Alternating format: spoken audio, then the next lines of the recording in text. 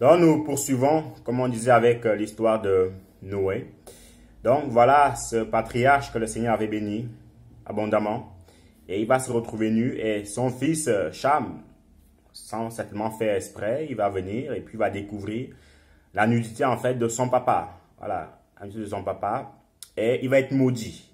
Il va être maudit parce que, bon, il a vu la nudité de son papa. Et ce qu'il faut comprendre, c'est que bien avant, frères et sœurs, bien avant, donc à partir de Genèse jusqu'à Exode, cette loi-là n'y était pas encore. Voyez? Cette loi-là n'y était pas encore, qu'on ne devait pas découvrir la nudité d'un proche parent ou de la maman et tout ça et tout ça. Mais le Seigneur, voilà, va quand même en fait mettre cette sentence-là. Pourquoi? Parce que ce qu'il faut comprendre, c'est que, frères et sœurs, dans l'être humain, même dans le monde actuel, la conscience de l'être humain lui fait comprendre certaines choses qu'il ne doit pas faire. Regardez bien. Par exemple, le païen, même s'il ne croit pas en Dieu, il sait que dans sa conscience, dans sa vie, c'est qu'il ne faut pas tuer. Voyez-vous? Alors que dans les 10 commandements, c'est écrit, tu ne tueras point. Donc, même s'il n'a pas vraiment lu la Bible, même s'il n'est pas au courant, mais sa conscience, c'est que le Seigneur a mis la réserve, que le Seigneur a mis dans sa tête, lui fait comprendre que il y a des choses que je ne dois pas faire, même au niveau de l'adultère. Il sait que je ne dois pas coucher avec la femme d'autrui, hormis la mienne. Il sait. Pourtant, il n'a pas encore lu la Bible. Pourtant, il n'a pas vraiment, il ne sait pas de quel verset en fait ça parle, quel verset parle de ça, mais il le sait. Pourquoi? Parce que le Seigneur, dans son amour, dans sa grâce, il avait déjà mis ça dans l'être humain en venant quand l'être humain vient dans ce monde. C'est pour ça aussi en fait que tout païen, toute personne qui meurt sans recevoir le Seigneur Jésus-Christ de Nazareth, il sera jugé aussi par rapport aussi à ce que le Seigneur aura mis ou par rapport à ce que le Seigneur a mis dans sa vie avant qu'il ne voie le jour. Et c'est pour ça, voyez-vous, frères et sœurs, les autres fils de Noé, à savoir Japheth et Sem, eux, au lieu plutôt d'aller faire comme leur frère cadet, ils vont se dire non, on n'a pas le droit de voir la nudité de notre papa, donc nous, on va plutôt aller à reculons pour pouvoir le couvrir. Et donc, en fait, c'est cette conscience en fait qui t'a fait rappeler que, hey, non, c'est pas bon du tout, on va plutôt faire autrement. Alors que leur frère qui avait agi différemment, il va être puni. Il va être puni. Maintenant, vous voyez, c'est pas Cham qui a été puni, mais c'est sa descendance, à savoir Canaan, qui va être puni. Ça veut dire quoi? Ça veut dire que quand on lit un tout petit peu le livre d'Exode, le chapitre 20, à partir du verset 5, le Seigneur nous dit que quand il bénit quelqu'un, il va bénir cette personne-là de la première à la 10e, voire la 10e génération. Mais quand il maudit quelqu'un, il va maudire en fait jusqu'à sa 4e génération. Donc ce n'est pas Cham qui va être puni ici, mais c'est sa descendance qui va en récolter les fruits. Ça veut dire quoi? Ça veut dire encore que toi, mon frère, toi, ma soeur qui écoute cette vidéo, ou toi peut-être qui est tombé à tout hasard, hein? Bon, même si il n'y a pas de hasard devant le Seigneur, mais il faut dire que toi qui es tombé sur cette vidéo-là, par la grâce de Dieu, le Seigneur veut te parler pour te faire comprendre certaines choses. Comme ça, moi, le jour du jugement, si tu dis que tu n'avais pas entendu parler du Seigneur, il va te dire, mon ami, le lundi 15 octobre 2019, tu es tombé sur telle vidéo qui te parlait de moi. Pourquoi tu n'as pas écouté? Point d'interrogation. J'espère que tu sauras mieux lui répondre. Que le Seigneur te bénisse. Donc, à savoir que frères et sœurs, quand nous commettons des fautes, quand nous commettons des péchés, ne nous disons pas que ah, ça y est, c'est bon, c'est cool. Non, ça va se gangréner jusqu'à notre 4e génération. Mais par contre, à l'inverse, quand nous faisons du bien, quand le Seigneur nous bénit, cette bénédiction-là, en fait, va aller jusqu'à notre 10e, voire même la 20e génération selon le Seigneur. Donc, ce sont des choses que nous devons vraiment prendre en considération et ne pas badiner avec le péché. Donc, nous poursuivons par la grâce de Dieu. Voilà Cham qui a vu la nudité de son papa et puis c'est son fils Canaan parce que il faut savoir qu'à l'époque, les noms des villes, hein, c'était premièrement les noms des personnes, des personnages bibliques.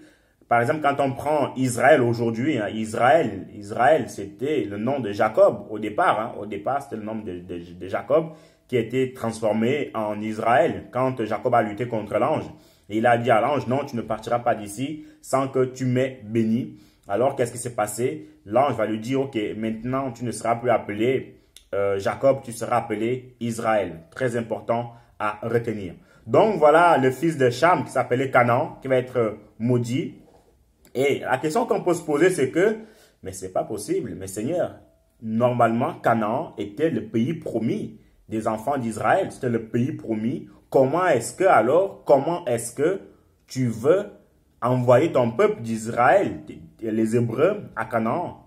Mais en fait, la réponse est quasiment simple, par la grâce de Dieu, c'est que quand on lit vraiment toute cette histoire-là, oui, c'est vrai que Canaan était maudit. Oui, c'est vrai que c'est le fils de Cham, le petit-fils de Noé, qui a été maudit. Oui, c'est vrai qu'il s'est passé beaucoup d'abominations. Mais en regardant vraiment, en fait, avec la loupe, vraiment en faisant attention, on verra que par la grâce de Dieu, frères et sœurs, on verra que avant que les Hébreux arrivent à Canaan, le Seigneur avait fait le ménage. Le Seigneur avait fait le ménage parce que plus tard, une fois qu'ils sont installés, mais avant qu'ils soient installés, le Seigneur va leur dire que écoutez bien mes ordonnances, écoutez bien mes préceptes. Quand vous entrerez dans ce pays-là, vous ne ferez point ce qui se fait dans ce pays-là. Vous ne ferez point ce qui se fait dans ce pays-là. Ça veut dire quoi? Ça veut dire que à l'époque, les habitants de Canaan faisaient passer leurs enfants au feu. Donc, en fait, pour les dédier au dieu Moloch, les enfants d'Israël invoquaient ceux qui avaient l'esprit des morts. Les enfants d'Israël faisaient toutes sortes d'abominations. Ils adoraient des faux dieux et tout ça. Le Seigneur va dire à son peuple, vous ne ferez point ce qui se fait dans ce pays-là. Donc, on voit déjà par là que le Seigneur va devoir faire le ménage et puis il va installer son peuple pour que son peuple ne fasse pas la même chose. Et le Seigneur va encore plus loin en leur disant que si vous ne m'écoutez pas, alors je vous détruirai comme j'ai détruit en fait cette nation-là. L'ordre de Dieu était clair, net et précis, sans bavure. Maintenant, nous poursuivons. Donc, cette nation-là, en fait, n'était plus maudite comme avant, mais le Seigneur avait fait le ménage, comme il avait fait le ménage au temps de Sodome et Gomorrhe, donc dans la ville de Sodome et Gomorrhe, au temps de Lot. Il a encore fait le ménage au temps de Noé, où il y avait de l'impudicité, où il y avait aussi, en fait, beaucoup de péchés. Il va encore faire le ménage, et c'est pour cela, quand on a lu Genèse 9, le verset 18 au verset 29, la Bible nous dit en fait que ce sont, écoutez bien, ce sont les fils de Noé, les 3 fils de Noé qui ont peuplé la terre. Ça veut dire quoi? Ça veut dire que le Seigneur avait fait le ménage. Il a reformaté, en fait, comme si on reformatait un ordinateur en fait. Il avait reformaté cette ville-là et puis ce sont les 3 fils de Noé qui ont peuplé cette terre-ci, ainsi de suite, ainsi de suite. Donc, voilà un peu. Maintenant, frères et sœurs, nous arrivons dans Lévitique chapitre 18, le verset 1 au verset 13. La Bible nous dit que tu ne découvriras point la nudité de ton papa, la nudité de ta maman, ainsi de suite, parce que c'est une abomination, parce que ça apporte la malédiction. Attardons-nous un tout petit peu par rapport à cela. Vous voyez, aujourd'hui, frères et sœurs, on entend des histoires dans le monde que un tel a violé sa fille ou un tel a complètement séquestré sa fille et puis il a eu des enfants avec elle. Et dernièrement, j'avais aussi entendu une histoire où un papa, en fait, a séquestré sa fille pendant 18 ans. Le gars avait complètement construit, en fait, tout un bunker où il allait voir sa petite fille, où il avait des relations avec elle, et puis lui enfanter des enfants. Et puis la jeune fille, en fait, elle a accouché dans ce bunker-là. Ça a duré quasiment 18 ans. Ils ont eu plus de, je crois, si mes souvenirs sont bons, peut-être 8 enfants comme ça. En tout cas, je ne sais plus le nombre exact. Mais toujours dit c'est que le gars, voilà, il a... Et le pire, c'est que quand il construisait en fait son bunker là, il disait à sa femme que non, mais je vais juste construire un petit truc comme ça. Mais sa femme en fait n'était pas au courant des idées de cet homme là. Donc, il a séquestré sa fille. Et puis, il lui ramené de la nourriture en cachette et tout ça. Et pendant, en fait, qu'il a abusé d'elle en secret. Donc, aujourd'hui, si nous entendons, en fait, de ce genre d'histoire, bon, il peut y arriver, hein, il peut y arriver qu'il y ait plusieurs raisons. La première raison, parce que il y a des pervers dans le monde, hein, il y a des pervers dans le monde.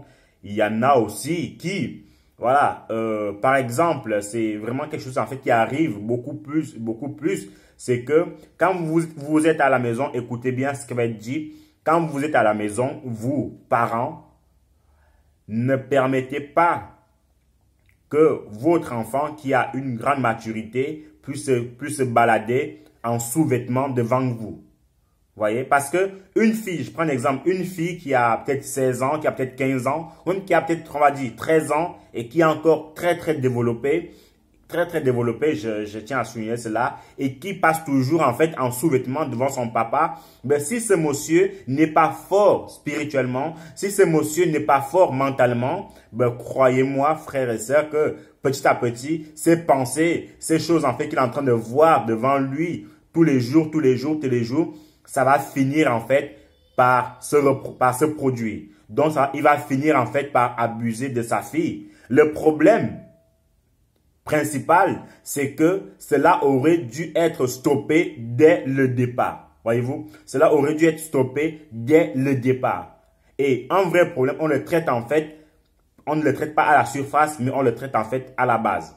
Donc, une jeune fille qui a 13 ans, avec un corps très développé, qui a tendance à se balader devant son papa, ou même devant ses frères, hein, devant ses frères en sous-vêtements, avec tout son corps dehors, et parce que la Bible dit aussi, voyez-vous, que l'œil ne se rassasie pas de voir, l'oreille ne se lasse pas d'entendre. Ça veut dire quoi? Ça veut dire quand tu vois quelque chose qui fait du bien à ta chair, tu vas regarder, et sois-en sûr que ce n'est pas la chair qui va te dire d'arrêter. Hein. Il va plutôt te dire de continuer, jusqu'à ce que tu fasses en fait ce qu'il ne faut pas faire. Donc, cette jeune-là, en fait, qui va toujours se balader en sous-vêtements devant ses parents, devant ses frères, ben, croyez-moi, frères et sœurs, ses parents ou son papa ou ses frères, en fait, vont finir par abuser d'elle si ceux-ci ne sont pas des hommes de principe ou des hommes de règles. Pareil aussi, un enfant qui est encore très développé, peut-être qui a 13 ans, et que il est tout le temps en train de se balader en sous-vêtements devant ses parents, devant sa maman, devant ses sœurs, ben, croyez-le ou pas, ben, sa maman, ce n'est pas forte aussi mentalement et va demander à son enfant certaines choses. Ce sont des choses, en fait, si vous voulez, ce sont des esprits qui entraînent, en fait, à faire ce genre de choses et puis qui entraînent cette convoitise-là et puis, bah, l'impossible finit par se faire. C'est pour ça aussi, toi en tant que chrétien, toi en tant que chrétienne, tu ne dois pas négliger cette façon de faire là. Tu dois t'habiller de manière convenable devant tes enfants, devant les gens, parce que ce que les gens voient, ce que les gens observent, ce que les gens admirent, ben, croyez-le ou pas, ils vont finir par le toucher de manière palpable. Vous voyez? Donc, ma sœur, ne te dis pas que non, ce sont mes enfants, non, ce sont ceci, non. La parole de Dieu est claire par rapport à cela. Ne t'habille pas en tenue légère, devant tes enfants. Parce que, s'ils voient tes parties intimes, c'est toi qui auras des comptes à rendre. Ce ne sont pas tes enfants, c'est toi qui auras des comptes à rendre parce que c'est toi qui as négligé cet aspect-là. C'est toi qui as négligé, en fait, cet aspect-là. Et c'est toi qui auras des comptes à rendre au Seigneur.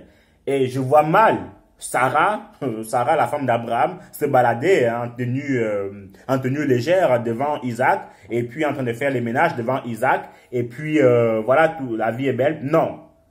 Et je vois mal aussi Abraham se balader en tenue légère devant Isaac, devant Ismaël, et puis dire que non, ça va aller. Non, ça va pas aller. Donc, frères et sœurs, habillons-nous de manière convenable quand on est à la maison, tout simplement. Parce que la malédiction peut venir de part et d'autre.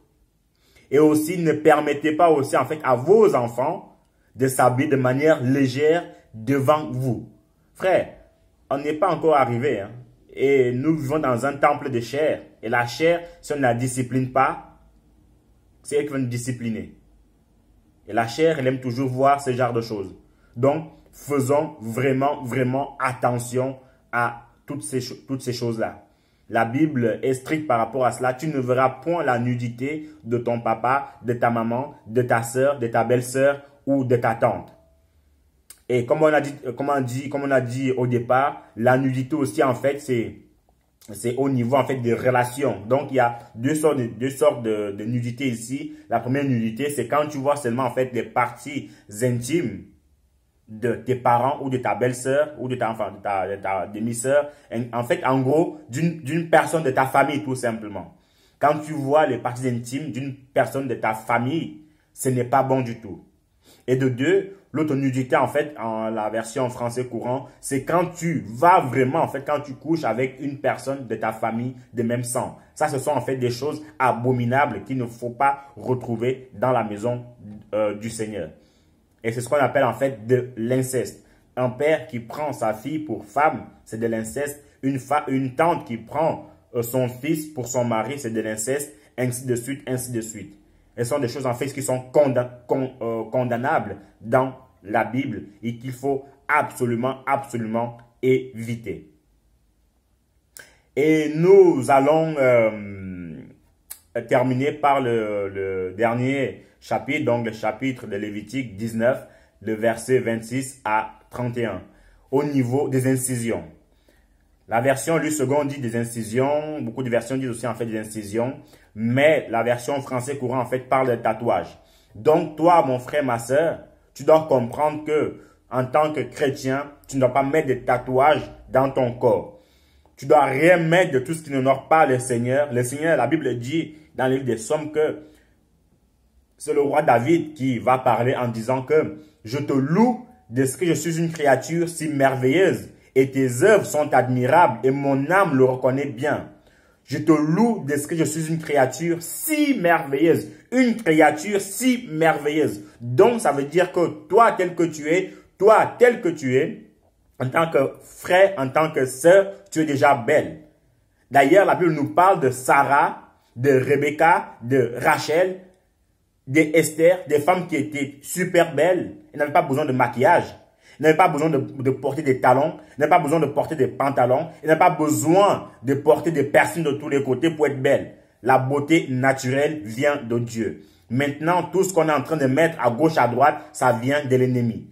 Et, frère et ma soeur, ça va peut-être te choquer, mais si tu mets toutes ces choses-là, le maquillage, les trucs brésiliens et tout ça, ça sera un autre chemin que le paradis. Ça, tu peux être certaine. Parce que la Bible est claire dessus, pas autre chose que ce que le Seigneur t'a donné.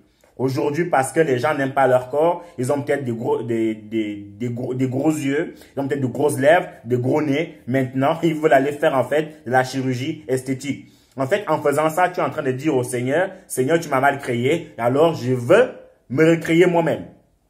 Donc, tu dis à Dieu que, Seigneur, t'as mal fait, hein, t'as mal fait, moi je veux t'apprendre à faire, tu aurais dû me créer comme ça.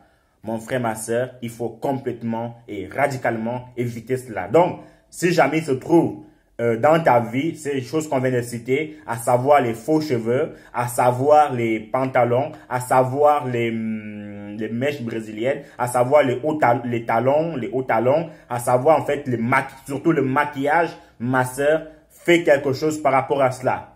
Le paradis est plus précieux, le paradis est plus intéressant que toutes ces choses-là. Parce que si tu savais vraiment d'où viennent toutes ces choses-là, je peux te rassurer que tu ne le ferais pas. Ça, je peux donner ma parole. Donc, évite vraiment toutes ces choses-là. C'est pour ton bien. Une fois de plus, quand tu seras au paradis, écoute bien. Quand tu seras au paradis, il n'y aura plus d'autre repentance. En enfer, plus d'autre repentance. C'est maintenant qu'il faut se repentir. Tant que tu peux parler, tant que tu peux lire, tant que tu parles à l'église, il faut se repentir. Parce qu'après, la Bible dit que, comme il est réservé aux hommes de mourir qu'une fois, après quoi viendra le jugement. Vous voyez? Donc, ma soeur fait vraiment quelque chose, les tatouages, toutes ces choses-là, il faut éviter.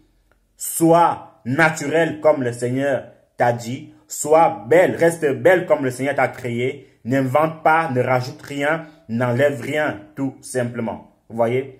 Donc, maintenant, si jamais il s'avère que tu es peut-être... voilà, tu as peut-être fait des tatouages dans le monde et que tu as reçu le Seigneur, ben fais tout et pour tout pour les enlever. Fais vraiment tout et pour tout pour les enlever de peur que cela puisse te porter préjudice. Parce qu'il y a des gens qui disent que non, je suis né de nouveau, le tatouage c'est pas un problème. Si c'est un problème, si c'en est un. Donc il faut tout faire pour les enlever. Maintenant, il y a apparemment, j'ai entendu qu'il y a des tatouages qui ne s'enlèvent pas. Ça, je ne sais pas du tout. Mais ce que toi, tu dois faire, c'est le nécessaire. Tu dois faire le nécessaire pour enlever toutes ces choses-là. Sois naturel, reste belle comme le Seigneur t'a créé et puis tout ira bien. Je me souviens quand on était vraiment tout petit, on disait, il y avait une chanson qui disait que reste à la place que Dieu t'a créé, reste à la place que Dieu t'a créé parce que lui seul sait pourquoi il t'a créé, parce que lui seul sait pourquoi il t'a créé. Si tu as créé une femme, reste une femme, ne cherche pas à devenir un homme. Si tu as créé un homme, reste un homme, ne cherche pas à devenir un homme. Parce qu'aujourd'hui, il y a des femmes qui veulent devenir des hommes qui veulent devenir des femmes. C'est la cacophonie, c'est le désordre, on ne sait plus où on va. Et toutes ces choses-là, en fait, sont des esprits qui animent les gens pour dire à Dieu, tu m'as mal fait, alors je vais essayer de me mieux faire. Mon frère, ma soeur, ne fais pas ces choses-là. Dieu, c'est ton Père. Et la Bible dit que ce qu'un père fait à son fils, c'est pour son bien. Et il dit encore que quel est le père là qui donnerait en fait un serpent à son fils alors que son fils lui demande du pain. Vous voyez? Donc, toutes ces choses-là, il faut vraiment en fait les enlever. Pareil aussi pour les frères. Tout ce qui n'honore pas le Seigneur, les grosses chaînes, les grosses, vraiment, tout ce que vous sentez que l'Esprit vous a déjà dit qu'enlève, il faut l'enlever. Le Seigneur prendra une église pure, sans tache ni rien de semblable. Parce que si on a seulement une seule tache noire dans notre vêtement, mon frère, ma soeur, le paradis nous sera compliqué. Vous voyez, le paradis nous sera vraiment compliqué. C'est pour cela, moi comme vous, on doit vraiment en fait s'efforcer à enlever toutes ces choses-là. Donc, voilà un peu. Et n'oublions pas, surtout au niveau de la nudité, un enfant, la mémoire d'un enfant, elle est encore plus puissante que la mémoire d'un adulte. Pourquoi je dis ça? Parce que souvenez-vous, il y a des choses que vous vous souvenez que vous avez fait quand vous avez 8 ans, quand vous avez 9 ans, quand vous avez 7 ans, quand vous avez 6 ans, vous vous en souvenez 50 ans après, 30 ans après, 40 ans après. Pourquoi c'est comme ça? En fait, c'est parce que la mémoire de l'être humain, elle est plus puissante qu'autre chose. Vous voyez? Donc, si vos enfants vous voient nus, mon frère, ma soeur, c'est pas bon. C'est pas bon du tout. Donc, que le Seigneur vous bénisse abondamment. On va revenir tout à l'heure au niveau des questions. Et le Seigneur, je suis convaincu, nous bénira davantage. Donc, on se dit à tout à l'heure par la grâce de Dieu.